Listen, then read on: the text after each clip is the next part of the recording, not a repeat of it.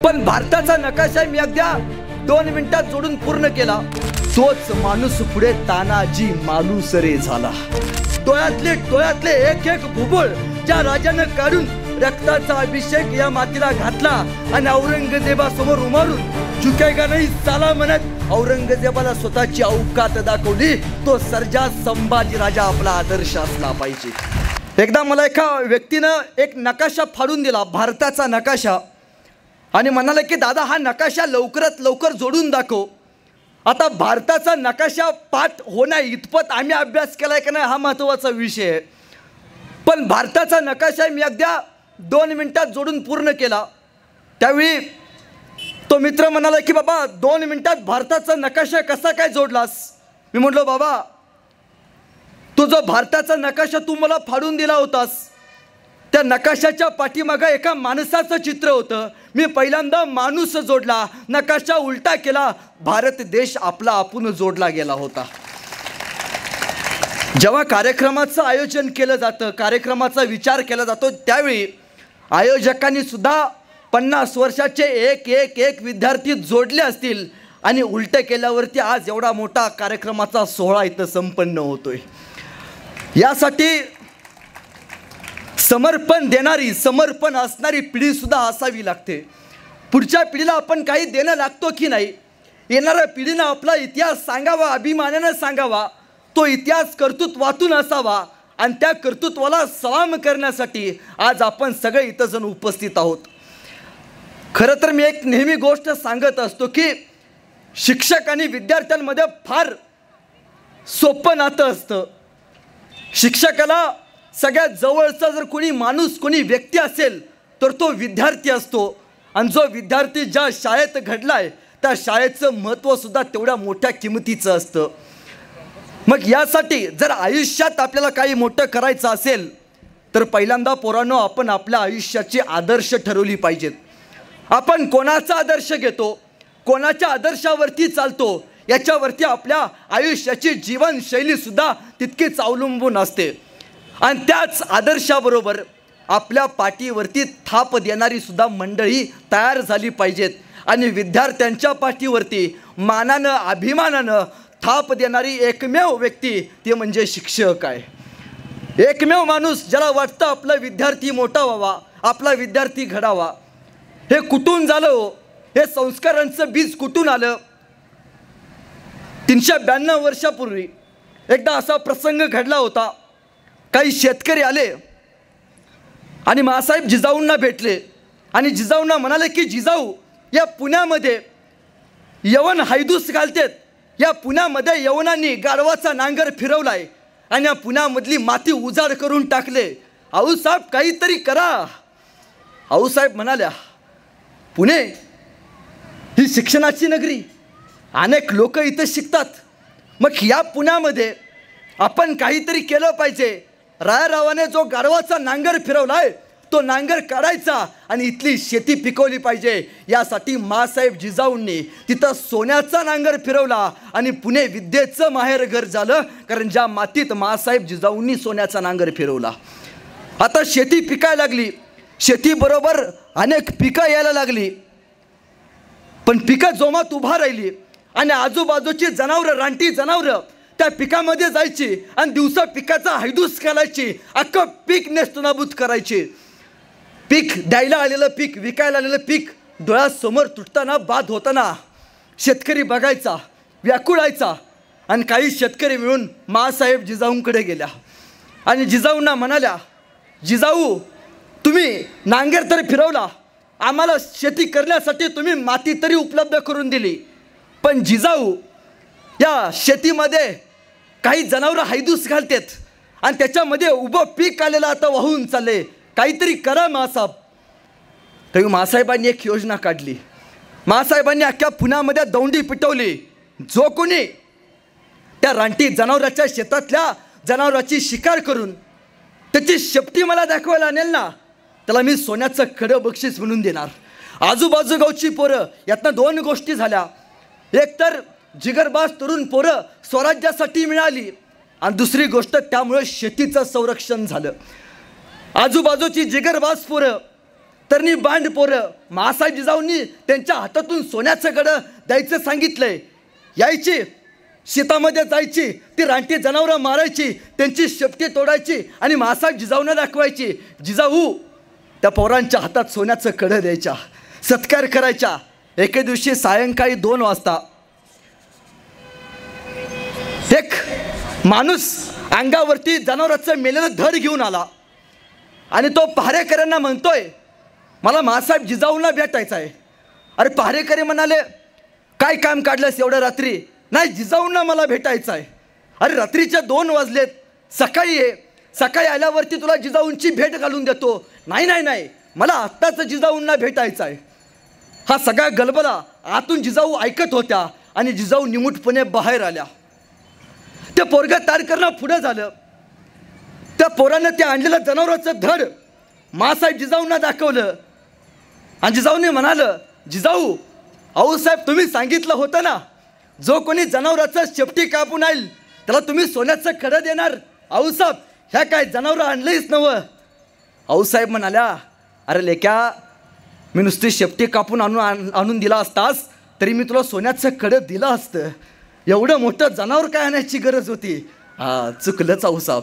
अरे पण सकाळी आला असतास तर मी काय तुला सोन्याचं कडं दिलं नसतं का? सरदिशी मागे सरला आणि म्हणाला, आऊसाहेब या सोन्याच्या कड्यासाठी नाही आलो आऊसाहेब. आऊसाहेब मला पैसा पाणी मिळावं यासाठी नाही आलो आऊसाहेब. आऊसाहेब फक्त तुमच्या एका प्रेरणेची थाप माझ्या पाठीवरती पडावी यासाठी आलो आऊसाहेब. आणि आऊसाहेबांनी त्या पोराला जवळ केलं, त्याच्या पाठीवरती धपाटा टाकला आणि सांगितलं, आजपासून तू स्वराज्यासाठी काम करायचं. ती एक प्रेरणेची थाप, एका गुरुनं एका शिष्याच्या पाठीवरती टाकलेली प्रेरणेची थाप, तोच माणूस पुढे तानाजी मालुसरे झाला. म्हणजे विद्यार्थ्याच्या एक प्रेरणेची थाप, त्या थापीतून इतका मोठा अष्टपैलू नेतृत्व उभा राहतं की ज्याची पिढ्यानपिढ्या इतिहासाला नोंद घ्यावी लागते. मी कायम सांगत असतो की पोरांनो, आपण आपला आदर्शसुद्धा कधीतरी ठरवलं पाहिजे. एका देशात एक राजा होता आणि तो राजा आपल्या रयतेमध्ये फिरत होता. तरी तो गावामध्ये शहरामध्ये फिरत असताना त्याला एक लोखंडी अवजारांचं काम करणारा एक लोहार दिसला. त्याने ते परिश्रम बघितलं. अरे लोहार इतकं परिश्रम करतो, इतकी मेहनत करतो आणि पैसे किती? 200-300 पैसे, फक्त 200-300 रुपये त्या लोहाराला मिळतात. त्याला वाटलं या लोहाराची आपण गरिबी घालवली पाहिजे. त्यानं आपल्या प्रधानाला बोलवून घेतलं आणि सांगितलं, या लोहाराला आपण उद्यापासून आपली एक आपल्याकडे असलेली चंदनाची बाग भेट म्हणून देऊ. निदान यातूनच तर त्या लोहाराचं आर्थिक संपन्न वाढेल, आर्थिक स्रोत वाढेल आणि तो खऱ्या अर्थानं कुठंतरी श्रीमंत होईल. त्या राजानं त्या लोहाराला त्या झाडांची एक बाग भेट दिली. चंदनाची झाडं भेट म्हणून मिळाली. तो आनंदित झाला. 1 वर्ष गेलं. राजाच्या लक्षात आलं, आपण लोहाराला चंदनाची बाग भेट म्हणून दिली होती. कदाचित तो आता मोठा झाला असेल, त्या लोहाराला आपण जाऊन भेटलं पाहिजे. त्या राजानं आपल्या प्रधानाला घेतलं आणि त्या लोहाराकडे जायला निघाला. तो लोहार जवळ गेल्यावरती अखंड बाग राजानं बघितली. निम्मी बाग सगळी भयावस्थ झाली होती. जवळ गेला तर या लोहारानं चंदनाच्या बागेच्या बरोबर मध्ये भट्टी बसवली होती.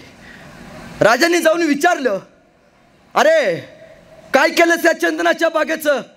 हा महाराज, तुम्ही चंदनाची बाग भेट म्हणून दिली. अपूर्वी लाकडं कुठं मिळतात मी म्हणला. लाकडं मिळणं लय मुश्किल. आता जरा बरं झालंय, चंदनाची बाग दिल्यापासून एक लाकूड काढतो चंदनाचं आणि या भट्टीत तापतो. या भट्टीची आग लागते आणि यातनं 200-300 रुपयाची माझं साहित्य घडतं. राजानं डोक्याला हात लावला. राजानं सांगितलं प्रधानाला, जा चंदन विकत घेणाऱ्या व्यापाऱ्याला बोलव. चंदन विकत घेणाऱ्या व्यापाऱ्याला प्रधानानं बोलवलं आणि राजा म्हणतो, हे लाकूड, चंदनाचं लाकूड, बाबा सांग या लाकडाची किंमत किती होईल? व्यापारी म्हणाला, महाराज या लाकडाची किंमत 2 लाख रुपये होईल. लोहारानं डोक्याला हात लावला. 2 लाख रुपयाची लाकडं मी जाळून त्याच्यावरती 300 रुपयाची भांडी तयार केली आणि त्यांची राख केली. एकमेव कारण त्या चंदनाचं मोल त्या लोहाराला कळालं नव्हतं. पोरांनो, न्यू इंग्लिश स्कूल आणि न्यू इंग्लिश PU कॉलेज ही चंदनाची बाग आहे आणि या बागेमध्ये जो चांगल्या अर्थानं स्वतःचं मोल करून घेईल त्या विद्यार्थ्याचं चंदन झाल्याशिवाय राहणार नाही, याची आपण कायम अपेक्षा घेतली पाहिजे. खरं तर याच संस्कारातून पिढ्यांचं मोल देण्याचं महत्त्व घडतं. मी नेहमी सांगत असतो की आपला आदर्श कोण आहे. एखाद्या पोरला विचारलं की बाबा तुझा आदर्श कोण आहे, पोरगं लगी म्हणतंय शाहरुख खान माझा आदर्श आहे. एखाद्या पोरला विचारलं बाबा तुझा आदर्श कोण आहे, लगेच म्हणतोय सलमान खान माझा आदर्श आहे. आता तर विचारल्यावरती 2 वर्षाची पोरं सुद्धा म्हणते झुकेगा नाही साला. म्हणजे मला कायम प्रश्न पडतो. मध्यंतरी पुष्पा 2 नावाचा पिक्चर येऊन गेला. देशभरातली थिएटर 1 महिन्यासाठी बुक झाली. आमची पोरं थिएटर आता पिक्चर बघण्यासाठी, पुष्पा 2ला पाहण्यासाठी, त्या अल्लू अर्जुनला बघण्यासाठी गर्दी करू लागली. त्याचा झुकेगा नाही साला डायलॉग बघितल्यावरती आमच्या पोरांना बरं वाटायला लागलं. अरे पण जो व्यसन करायला आम्हाला शिकवतो त्या पोरांचं आयडॉल आपण मानायला लागलो. पण एक पोरांनो लक्षात ठेवा, पुष्पामध्ये झुकेगा नाही साला म्हणणारा तो पुष्पा तुमचा आदर्श असेल का नाही मला माहिती नाही, पण वयाच्या 32व्या वर्षी डोक्याच्या केसापासून पायाच्या नखापर्यंत डोळ्यातले एक भुबुळ ज्या राजानं काढून रक्ताचा अभिषेक या मातीला घातला आणि औरंगजेबासमोर उभारून झुकेगा नाही साला म्हणत औरंगजेबाला स्वतःची औकात दाखवली, तो सर्जा संभाजी राजा आपला आदर्श असला पाहिजे.